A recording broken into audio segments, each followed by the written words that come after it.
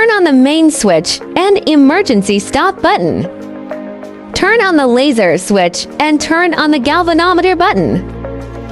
Preheat for 2 minutes and the green light will turn to bright. Wiring for cores are assembly line plugs and 3 cores are sensor plugs. Plug in the sensor plug first according to the corresponding. After finding the focus, insert the pipeline plug.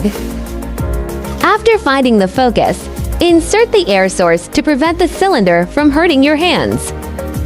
Find focus and open the host. Double-click to open the markup software and draw text, resize, center. Now find the focus for this little chuck. Put the card in. Check continuous processing. Turn on the red light. Turn on the mark. Rotate to raise or lower the laser head position. Find the strongest point of the laser, which is the focus. After finding the focus, install the assembly line plug, and then plug in the air source, the box that controls the assembly line. The right knob is used to adjust the conveyor belt speed. Click to start the conveyor belt operation. Press the direction key when stopped, and then press start to switch directions. Test the action process and start the conveyor belt. Turn off the laser and turn on the mark, which shows that the action process is normal. Next, find the engraving position and click on Parameters. Windows Options, close output ports. Start marking ports. Click OK to exit and bring up the engraving content. Click on the vector file, select the required engraving file, and double-click to open it.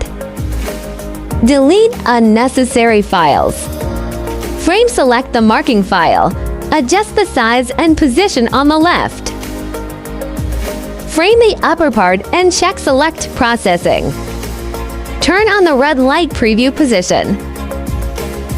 Turning off the port will hold the engraving object motionless. Press the up, down, left, and right movement directions of the keyboard after adjusting the position. Then follow the same steps to open the output port and start marking the port. Then turn on the laser, and it will turn into a constant light state, and you can use it normally. Select the engraving content and fill it. Adjust parameters according to needs on the right. And then you can start marking normally.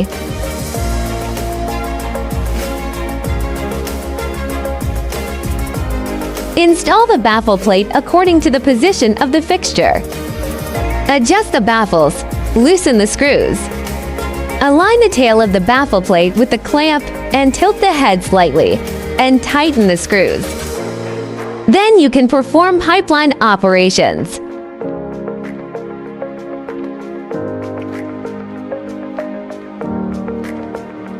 Adjust the position of the large chuck clamp and loosen the screws at both ends of the clamp.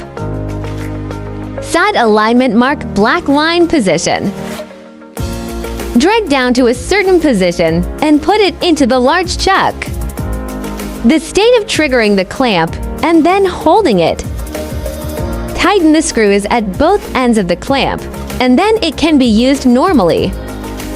The remaining marking process refers to the small chuck operation.